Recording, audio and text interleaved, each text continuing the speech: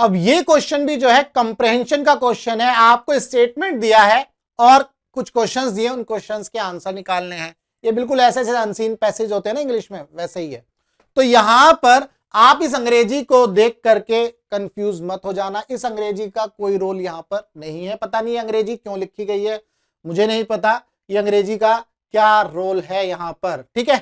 तो बाकी इस अंग्रेजी को फिर भी पढ़ेंगे और उसके बाद जो है हम क्वेश्चंस पर पहुंचेंगे। तो यहां पर अब क्वेश्चन नंबर 23 to 25 हम करने वाले हैं। तो पहले स्टेटमेंट पढ़ते हैं। We know how by neglecting the air resistance the problem of projectile motion can easily be solved, very good, and analyzed. भाई अगर हम एयर रेजिस्टेंस को नेग्लेक्ट करते हैं तभी तो हम जो है प्रोजेक्टाइल मोशन के क्वेश्चंस कर पाते हैं। Now we consider the case of the collision of ball with wall. Ball का वॉल के साथ कोलिजन वाला केस देखते हैं। In this case the problem of collision can be simplified by considering the case of elastic collision only. तो हम जो है हम क्या करते हैं भैया, सबसे सिंपलेस्ट केस क्या है, इलास्टिक कोलिजन, हम उसको कंसीडर कर रहे हैं। When a ball collide with wall we can divide its velocity into two component. जैसे मान लो ये एक बॉल है, ये v वेलोसिटी से इस वॉल से टकरा रही है, कोलिजन हो रहा है, तो इस वेलोसिटी के दो कंपोनेंट बनेंगे, एक बनेगा ये, एक बनेगा ये। क्या ये बात क्लियर है भाई? ये कंपोनेंट हो जाएगा v sin थीटा, ये कंपोनेंट हो जाएगा v cos थीटा। ये करके देख लेना भैया, ये 90 डिग्री बनेगा यहां पर, ये 90 माइनस थीटा हो जाएगा, ठीक है। ये 90 माइनस थीटा, तो यहां पर v cos 90 माइनस थीटा, तो 90 माइनस थीटा साइन थीटा बन जाएगा। तो ये तुम्हें दो कंपोनेंट मिल गए, यहां तक की बात हो गई clear. One perpendicular to the wall and other parallel to the wall. एक मिलेगा परपेंडिकुलर जो वॉल के होगा, दूसरा होगा पैरेलल।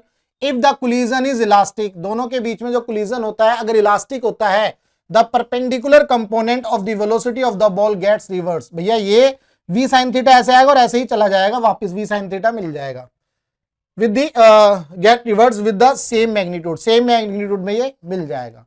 आगे बात करते हैं, the other parallel component of velocity will remain constant if given wall is smooth, ठीक है। तो यहां तक की जो कहानी है, ये स्टेटमेंट है, ये तुम्हें ये बता रहा है कि अगर हम इलास्टिक कोलिजन लेंगे बॉल और वॉल का, तो जो कंपोनेंट वॉल के परपेंडिकुलर होगा वो जो है सेम रहेगा, उसका मैग्नीट्यूड सेम रहेगा बिफोर द कोलिजन और after the collision. The other parallel component of velocity will remain constant if given wall is smooth. अगर ये वॉल स्मूथ है तो जो वेलोसिटी का कंपोनेंट पैरेलल है वॉल के, वो भी क्या रहेगा, same. Now let us take a problem. अब हम प्रॉब्लम की तरफ बढ़ते हैं। 3 balls A and B and C are projected from ground with same speed at same angle with the horizontal। हमने क्या काम किया भैया, हॉरिजॉन्टल से तीनों को सेम एंगल पर फेंक दिया। मान लो ये अल्फा, ये भी अल्फा और ये भी अल्फा, और दोनों तीनों की velocity u, u and u। क्या ये बात क्लियर है? The ball A, B and C collide with the wall during the flight in air. The ball A and B and C collide with the wall during the flight in air. जब air के अंदर होगी, यानी कि during the flight होगी, तो ball टकराती है वॉल से। ये वॉल की पोजीशंस दी हुई हैं। Of all 3 collide perpendicularly with the wall as shown in figure. तीनों केस में जो बॉल है वॉल के परपेंडिकुलर कोलाइड करती है। क्या ये बात क्लियर है? जी हाँ। अब देखो ये क्वेश्चन बहुत आसान है, इसमें कुछ भी न्यूमेरिकल नहीं है। ऐसा मत समझना कि प्रोजेक्टाइल मोशन में जो है फॉर्मूला यूज होगा उससे करेंगे, कोई फॉर्मूला यूज नहीं करना, बहुत ही आसान सवाल है। देखो, which of the following relation about the maximum height h of the 3 balls from the ground during their motion in air is correct. हमें तीनों के बीच में हाइट की रिलेशन बतानी है। 3 जो है डायग्राम है। देखो क्या होगा भाई, जब इसको फेंका तो ये तो एक तरह से प्रोजेक्टाइल मोशन में चला गया, ये देखो इस तरह से गया, ऐसा मान लेते हैं। तो भाई ये तुम्हें हाइट मिलेगी HA। क्या ये बात क्लियर है? ये हो गई HA। अब ऐसे ही इसको देखो भाई, जब इसका angle alpha same, U same, तो इसका मतलब मान लो मैं यहां पर इसकी मैक्सिमम हाइट बनाता हूं, तो इसकी मैक्सिमम हाइट ग्राउंड से वो h ही तो होगी, ये भी h हो जाएगी, ये HC। तो इसका मतलब HA और HC क्या हो गए? सेम। भाई HA और HC तो हो गए सेम, HA और HC क्या हो गए? सेम हो गए। अब देखो, अब चूंकि जो B पार्टिकल है इसको जब प्रोजेक्टाइल में डाला गया तो ये तो इस तरह से जाता, ये है ना, तो इसकी हाइट यहां पर मिलती एच बी, है ना, लेकिन वॉल तो पहले ही बीच में आ गई। जब वॉल पहले ही बीच में आ गई तो यहां पर हाइट मिली ये हाइट मिली और ये हो गई एच बी।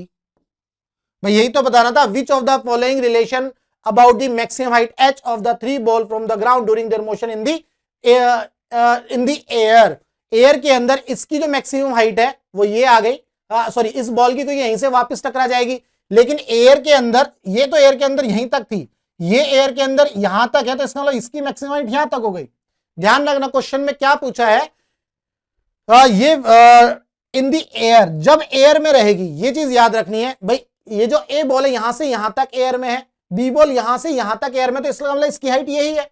और जो सी बॉल है यहां से यहां तक एयर में है, बट इसने मैक्सिमम हाइट यहां अचीव करी, यहां पर अचीव करी, इसीलिए एच ए जो है एच सी के इक्वल हो गया, लेकिन एच बी ये जो हाइट है ये कम हो गई, ये हो गई एच बी।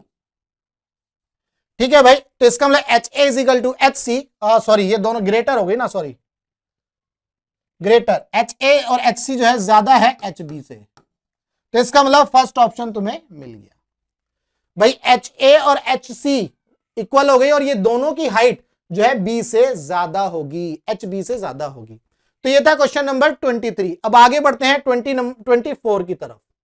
क्वेश्चन नंबर 24 क्या कहता है, if the time taken by the ball A is to fall back on the ground is 4 second and that by ball B is 2 second. पहले मैं ए की बात कर लेता हूं, if the time taken by the ball A to fall back on the ground is 4 second.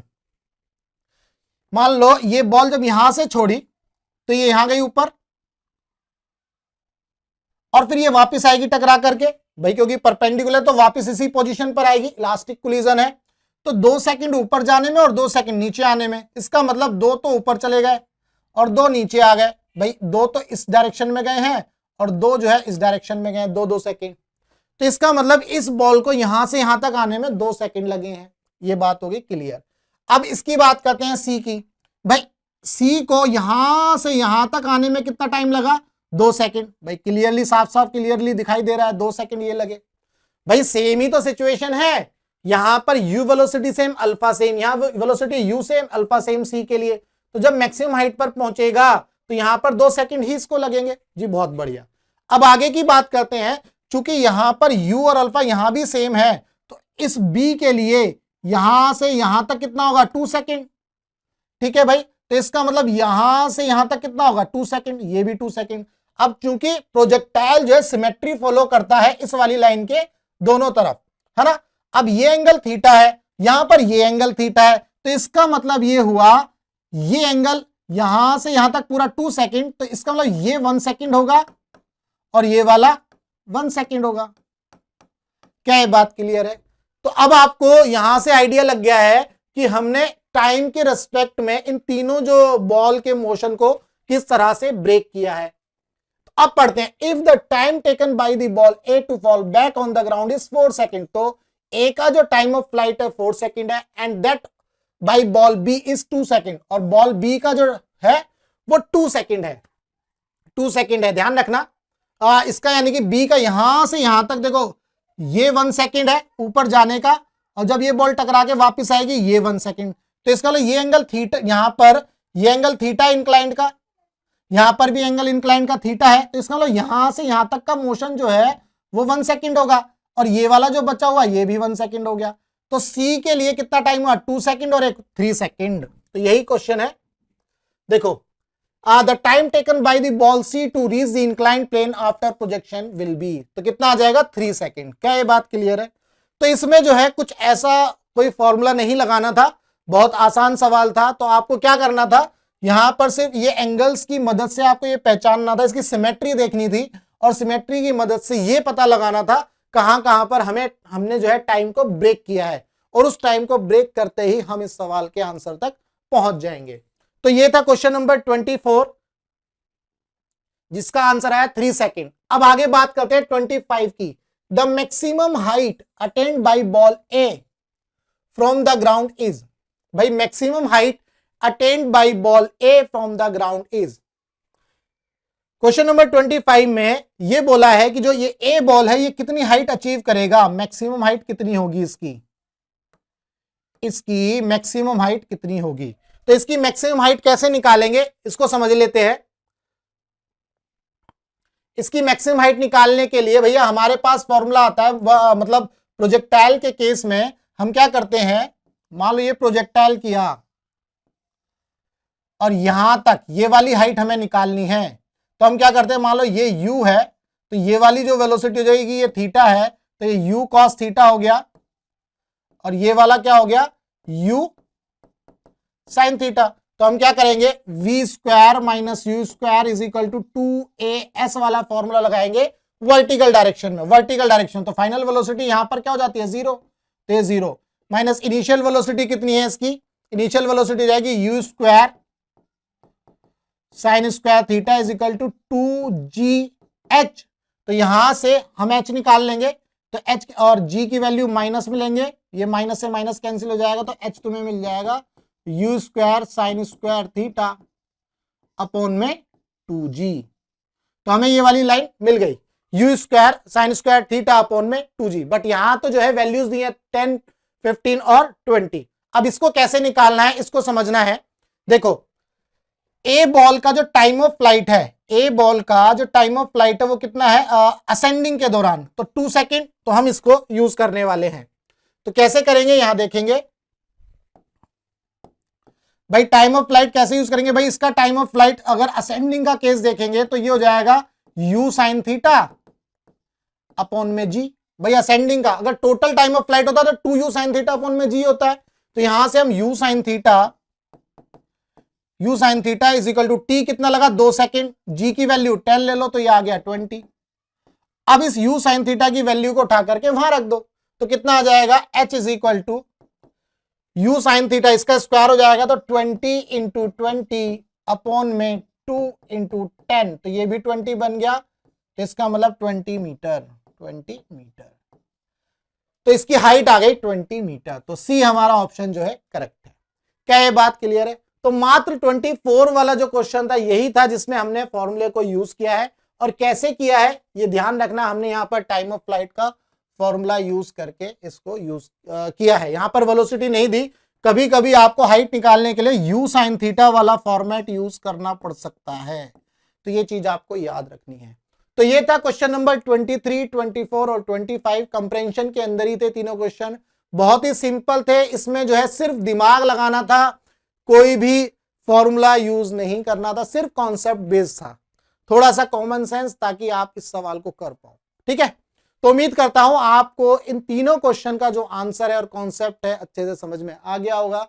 अगर समझ में आ गया तो भैया वीडियो को लाइक करना और चैनल को सब्सक्राइब करना बिल्कुल भी मत भूलना।